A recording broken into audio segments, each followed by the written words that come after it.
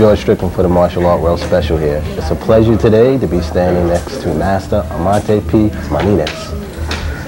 Thank you for having us at your studio here today. Tell us about Pananandata. Pananandata is a weapons art form that's practiced in northern Philippines. It's in Luzon, the biggest islands in the Philippines. And it consists of weapons, empty hands, and all kinds of weapons, bladed and sticks, as well as flexible weapons like hoe. It originated from the word sandata, which means weapon. Sandata is a word that has Indonesian origin, because the Filipinos consider the Indonesians as their ancestors. Oh, it dates way back. Yeah, way back. Way back. How long have you been teaching and how long have you been training? I've been training since, I would say, about more than 40 years. Teaching, training, writing, and researching. Researching. Yeah, you have some books that are out now and you're going to be producing some more books. Yeah. Right. Give us some insight on that. I have the first book ever written that has the names of the techniques. Names of the techniques? Okay. The names of the techniques are derived from actions made by farmers, like cutting grass, feeding chickens, and protecting against the rain, like the umbrella. Those are the words that farmers use. These are not the warrior terms. These are farmers' words that they use in their day-to-day activities. Oh, something that's household stuff. Oh, yeah, sure. Let's say when they cut the grass, they say tabas talahib. Tabas talahib is cutting the grass this way. Okay, that's tabas talahib. They're cutting the grass that way. Now, if you're feeding chickens, you feed chickens this way. That's a technique. Right. All right. And then we have the so-called technique buhat araw. It's coming from above the head. It's coming from the sun. Oh.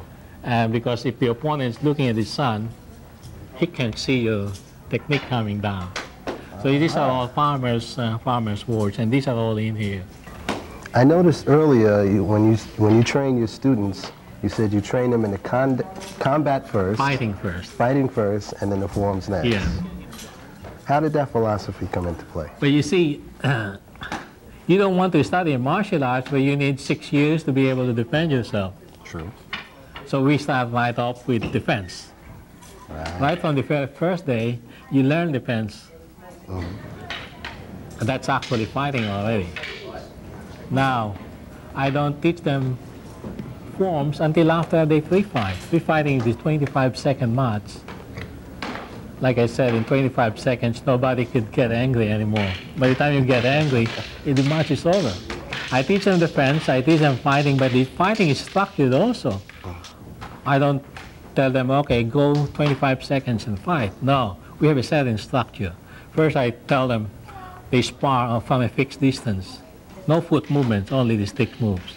And they stay in such a distance that they cannot really touch each other. Now, after that, after they have gotten used to that distance, I let them move.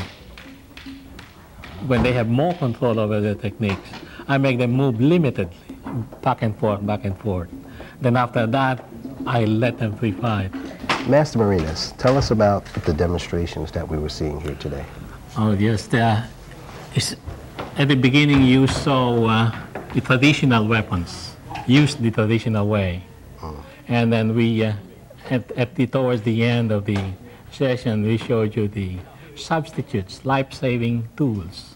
Household weapons. The household weapons, like the umbrella, which can become a stick, a nail file, which can become a knife, a key, which can become a throwing dart, a book, which can become another life-saving tool. And a rolling pin. And a roller pin, demonstrating the use of a rolling pin used against a stick.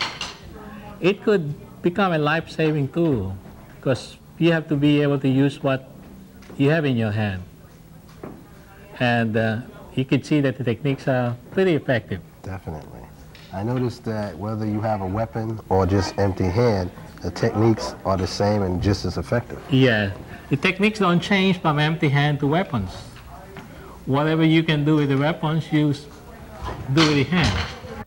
I want to thank you for having us here, right. Professor. Okay. And we hope to see you in the future and do more work with you. Okay, right, thanks.